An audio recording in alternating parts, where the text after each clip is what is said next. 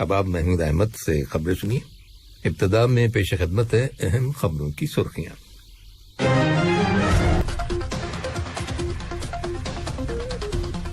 صاحب اسم امیر نے روس کے صدر کو تعزیت کا برقی پیغام اور جزائر سولومون کے گورنر جنرل کو مبارکباد کا برقی پیغام ارسال کیا ہے۔ دیوان امیری میں وزیر اعظم اور وزیر داخلہ کی صدارت میں قطر کی کابینہ کا باقاعدہ اجلاس منعقد ہوا ہے۔ وزیر اعظم اور وزیر داخلہ سے قطر کے دورے پر آئے ہوئے امریکی ریاست انڈیانا کے گورنر اور ان کے وفد کے ممبران نے ملاقات کی ہے۔ اور وزارت صحت نے اعلان کیا ہے کہ ملک کے اندر کرونا وائرس کے مزید 85 مریض صحتیاب ہو گئے ہیں، جس کے بعد شفا پانے والے افراد کی مجموعی تعداد 2,20,762 ہو گئی ہے۔ یہ تھیں اہم خبروں کی سرخیاں، اور اب سے چند لمحوں بعد تفصیل سے خبریں نشر کی جائیں گی۔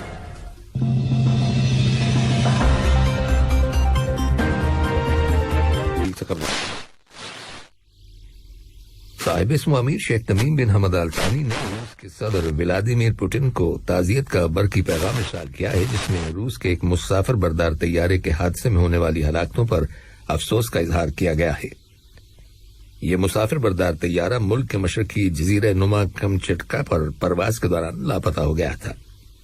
طیارے پر 22 مسافر اور عملے کے 6 ارکان سوار تھے، جن میں سے کوئی بھی زندہ نہیں بچا۔ ریسکیو ورکرز کو 28 لوگوں کی لاشیں مل گئی ہیں۔ ابتدائی رپورٹس کے مطابق طیارے کو دھند اور تیز بارش کی وجہ سے یہ حادثہ پیش آیا، تاہم پائلٹ کی غلطی یا فنی خرابی کے امکانات کی بھی انویسٹیگیشن کی جا رہی ہے۔ صاحب اسم امیر شیخ تمیم بن حمد آل ثانی نے جزائر سولومون کے گورنر جنرل ڈیوڈ وناگی کو ان کے ملک کے یوم آزادی کے موقع پر مبارکباد کا برقی پیغام ارسال کیا ہے۔ نائب امیر شیخ عبداللہ بن حمد آل ثانی نے بھی اس موقع کی مناسبت سے جزائر سولومون کے مبارکباد کا برقی پیغام روانہ کیا۔ دریں اثنا وزیر اعظم اور وزیر داخلہ شیخ خالد بن خلیفہ بن عبدالعزیز آل ثانی نے جزائر سولومون کے وزیر اعظم ماناسے ڈاموکانا کو ان کے ملک کے یوم آزادی کے موقع پر مبارکباد کا برقی پیغام ارسال کیا ہے۔ جزائر سولومون نے 7 جولائی سن 1978 کو برطانیہ سے آزادی حاصل کی تھی۔ دیوان امیری میں وزیر اعظم اور وزیر داخلہ شیخ خالد بن خلیفہ بن عبدالعزیز آل ثانی کی صدارت میں قطر کی کابینہ کا باقاعدہ اجلاس منعقد ہوا ہے، جس میں ملک کے اندر کرونا وائرس کی وجہ سے عائد کی گئی پابندیوں کو تیسرے فیز میں مرحلہ وار اٹھائے جانے کے بارے میں غور و خوض کیا گیا۔ تیسرے فیز کے تحت میٹرو سروسز اور public transport services, private boats, restaurants اور کیفیز میں جن کے پاس کلین قطر سرٹیفکیٹ ہو، جمز، ٹریننگ کلبز اور سپاس میں میکسیمم کیپیسٹی کو بڑھا کر 50% کر دیا گیا ہے۔ اس کے علاوہ کابینہ نے چھوٹے بچوں کی سنیما گھروں میں انٹری کی اجازت دینے کا بھی فیصلہ کیا ہے۔ وزیر اعظم اور وزیر داخلہ شیخ خالد بن خلیفہ بن عبدالعزیز آل ثانی سے قطر کے دورے پر آئے ہوئے امریکی ریاست انڈیانا کے گورنر ایرک ہالکومب اور ان کے وفد کے ممبران نے ملاقات کی ہے، جس کے دوران دونوں ملکوں کے 2 طرفہ اسٹریٹجک تعلقات اور انہیں فروغ دینے کے وسائل کے علاوہ باہمی دلچسپی کے متعدد معاملات کے بارے میں تبادلہ خیال کیا گیا۔ نائب وزیر اعظم اور وزیر خارجہ شیخ محمد بن عبد الرحمن آل ثانی نے لبنان کے صدر مشعل عون کے ساتھ ملاقات کی ہے، جس کے دوران انہوں نے صاحب اسم امیر شیخ تمیم بن حمد آل ثانی کی جانب سے لبنان کے صدر کو خیرسگالی کا پیغام پہنچایا۔ اس ملاقات میں دونوں ملکوں کے تعلقات زیر بحث آئے۔ اس موقع پر لبنان کے صدر نے لبنان کے برادر عوام کی مدد کے لیے قطر کی جانب سے دی جانے والی مدد کی تعریف کی۔ قطر کی سرکاری خبر رساں ایجنسی QNA کے مطابق یہ مدد لبنان میں سیاسی بحران کے حل کے لیے ریاست قطر کی مستقل کوششوں اور برادر لبنانی عوام کے ساتھ کھڑے ہونے کی پختہ وابستگی کے جذبے کے تحت فراہم کی جا رہی ہے۔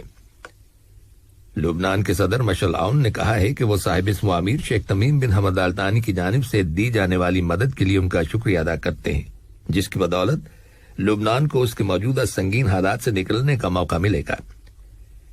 نائب وزیر اعظم اور وزیر خارجہ شیخ محمد بن عبد الرحمن آل ثانی سے لبنان کی پارلیمنٹ کے اسپیکر نبی برے اور لبنان کے نامزد وزیر اعظم سعد الحریری نے بھی الگ الگ ملاقات کی، جس میں دونوں ملکوں کے تعلقات زیر بحث آئے۔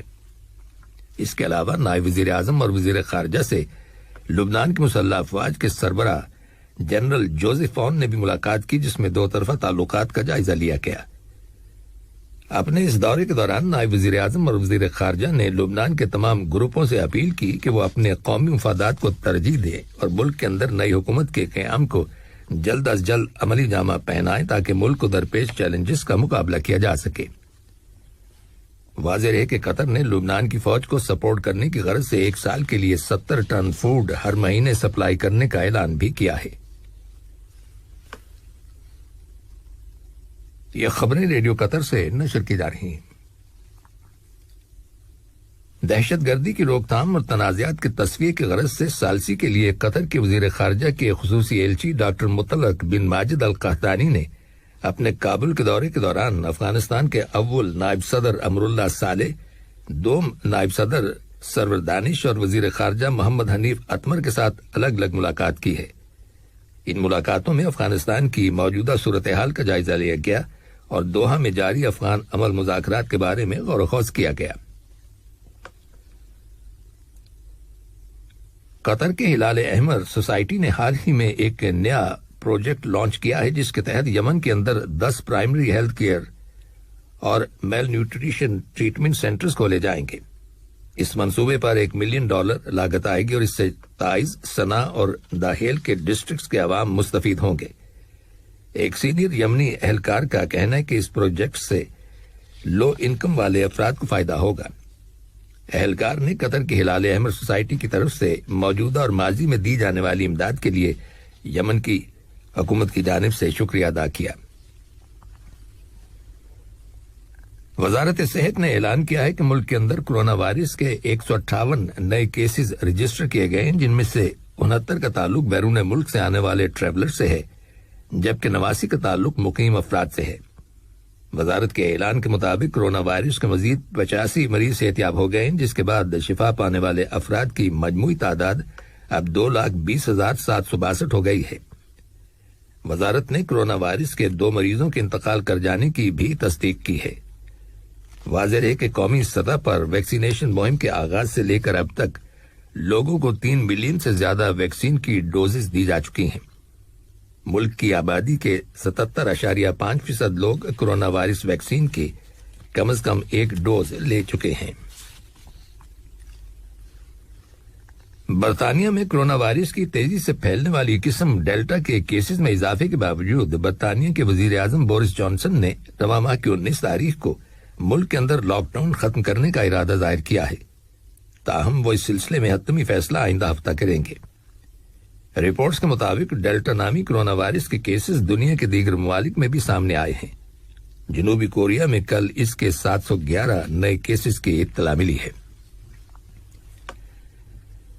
کابل سے ملنے والی رپورٹس کے مطابق افغانستان سے امریکہ اور دیگر ممالک کی فورسز کا 90% انخلا مکمل ہو گیا ہے۔ اس کا انکشاف امریکہ کی سینٹرل کمانڈ نے ایک اعلان میں کیا ہے۔ یاد رہے کہ امریکی صدر جو بائیڈن نے اعلان کیا تھا کہ افغانستان سے امریکی افواج کا انخلا رواں سال 11 ستمبر تک مکمل ہو جائے گا۔ افغانستان سے غیر ملکی فوجوں کی واپسی کا سلسلہ مئی کے مہینے میں شروع ہوا تھا اور توقع کی جا رہی ہے کہ فوجوں کا انخلا اگست کے آخر تک مکمل ہو جائے گا۔ اور بھارت کی فلم انڈسٹری بالی ووڈ کے نامور اداکار دلیپ کمار کا آج صبح انتقال ہو گیا۔ ان کی عمر 98 سال تھی۔ وہ کچھ عرصے سے علیل تھے۔ بھارت کے وزیر اعظم نریندر مودی اور ان کے پاکستان کے ہم منصب عمران خان نے اظہار تعزیت کرتے ہوئے کہا ہے کہ قدرت نے انہیں بے مثال بریلینس سے نوازا تھا اور وہ ایک ورسٹائل اداکار تھے۔ آخر میں اہم خبروں کی سرخیاں ایک بار پھر سن لیجیے۔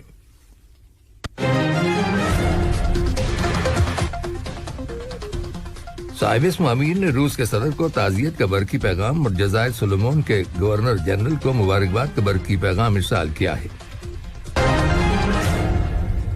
دیوان امیری میں وزیر اعظم اور وزیر داخلہ کی صدارت میں قطر کی کابینہ کا باقاعدہ اجلاس منعقد ہوا ہے۔ وزیر اعظم اور وزیر داخلہ سے قطر کے دورے پر آئے ہوئے امریکی ریاست انڈیانا کے گورنر اور ان کے وفد کے ممبران نے ملاقات کی ہے۔ اور وزارت صحت نے اعلان کیا ہے کہ ملک کے اندر کرونا وائرس کے مزید 85 مریض صحتیاب ہو گئے ہیں، جس کے بعد شفا پانے والے افراد کی مجموعی تعداد اب 2,20,762 ہو گئی ہے۔ ریڈیو قطر سے آج کا خبروں کا دوسرا بلیٹن۔